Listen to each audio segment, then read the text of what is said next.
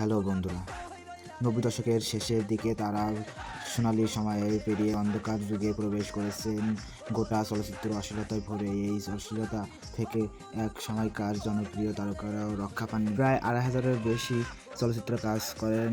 ওই সময় পরিচালিত অন্ধকার কাল পেরিয়ে গেলে রূপালী পর্দার আড়ালে চলে যান অভিনেতারা। বর্তমানে তারা কোথায় আছে, কেমন আছে, তারা আমরা জানবো এই ভিডিওতে।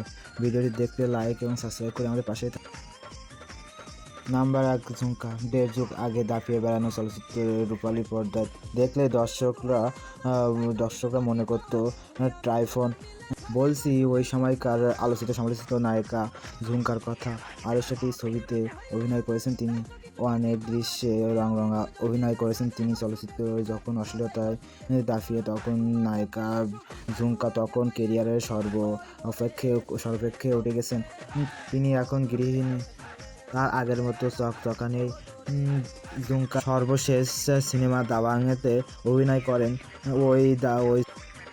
নাম্বার ২, সিমলা। জনপ্রিয় নায়িকা সিমলা ১৯৯৯ সালে ম্যাডাম ফুলকি নামে চলচ্চিত্রে অভিষেক হন।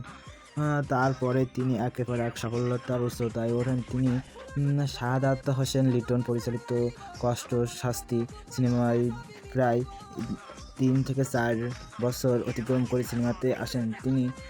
তার খোলামেলা পোশাকে সেই ছবিতে অশ্লীলতার ছায়াকাঠি দেখান। তিনার ছবিতে দর্শক উপচেলা ভিড় করতেন। তার ছবিগুলো খুবই পপুলারলি দেখতো মানুষ, সেই কারণে তার আশা ছিল মুম্বাই, হলিউড। নাম্বার ৩, মেহেদী।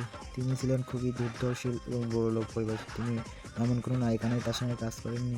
অশ্লীল জগতের নায়িকাগুলোর মধ্যে মুনমুন, ময়ূরী, পঙ্খিরাজ, শ্যামলা সবার সঙ্গেই তিনি কাজ করেছেন। নোংরামি কাজ বলতে তার জুড়িমেরা ভার।